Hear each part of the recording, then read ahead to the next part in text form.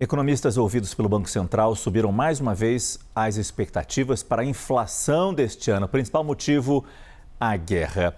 Eu volto a conversar com a nossa analista de economia, Lucinda Pinto. Lucinda, quais são as projeções para a inflação e, claro, olhando mais para frente, como isso mexe com a possibilidade de uma redução da taxa de juros? Márcio, as projeções pela primeira vez para 2026 subiram acima do teto da meta. Olha. A meta para este ano é de 3% de inflação pelo IPCA e a gente tem ali uma margem de 1,5 ponto percentual para cima e para baixo para acomodar choques de oferta como esse do petróleo que a gente está vivendo. E aí o que os economistas estão dizendo é que essa margem não vai ser suficiente para acomodar. Então a gente tem aqui na tela como ficaram as projeções dessa pesquisa Focus que o Banco Central faz toda semana com economistas do mercado financeiro.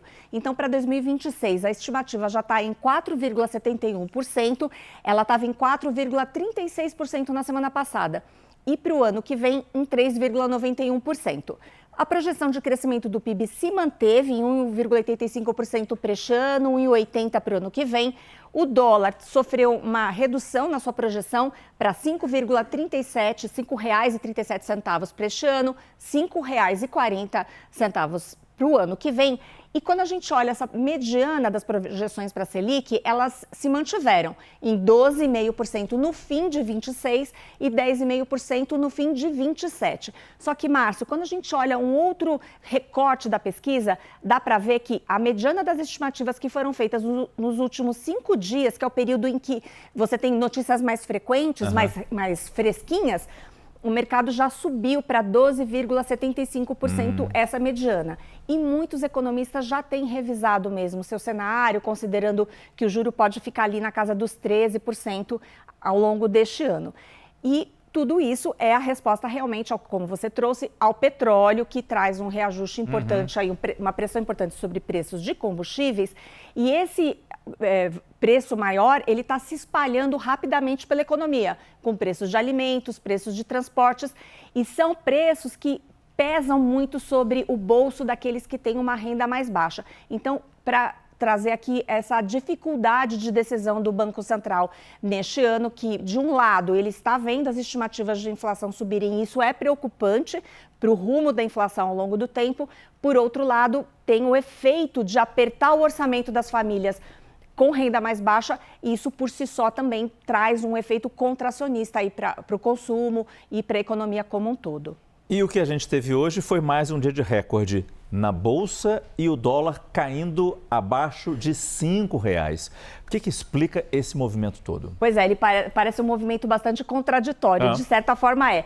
Mas a verdade é que a gente continua colhendo frutos positivos da valorização do petróleo porque exportamos petróleo. E aí, a gente já tem falado bastante sobre isso, além da perspectiva de dinheiro entrar na economia, na medida em que a gente exporta mais, essa valorização do petróleo também ajuda o Brasil do ponto de vista fiscal, porque o país acaba recolhendo mais impostos e isso acaba ajudando bastante, especialmente o dólar.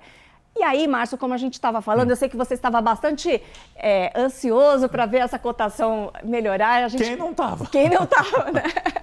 Aí, a R$ 4,998.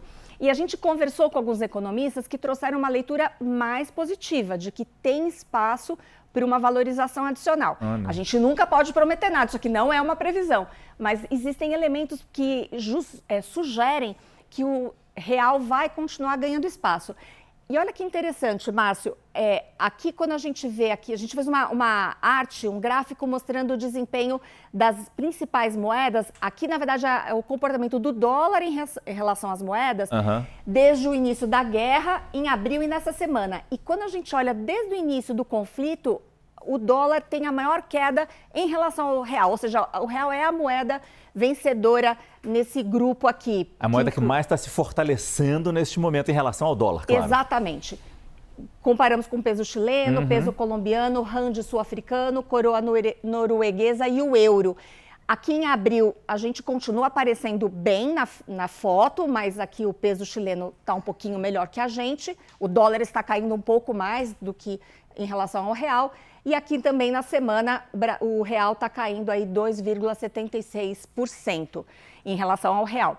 E por que os economistas acreditam que tem espaço para uma valorização adicional? Por conta desses elementos, quer dizer, as commodities vão continuar valorizadas, além do petróleo, o minério de ferro também tem subido, e por conta dessa aposta aí de que esse comportamento de exportações maiores, mais exportações, isso vai trazer benefícios do ponto de vista fiscal para o país. E continua entrando dinheiro na nossa bolsa, dinheiro externo, no mesmo ritmo que entrava há alguns meses? Continua entrando e isso explica, hoje nós temos batido, eu nem dei tanta ênfase quando a gente olhou o telão, mas a gente o Ibovespa atingiu hoje o seu 5º recorde consecutivo. Então é basicamente essa atração de dinheiro de fora que tem sustentado o nosso mercado, Márcio. Muito bom. Lucinda Pinto, nossa analista de economia. Obrigado, Lucinda.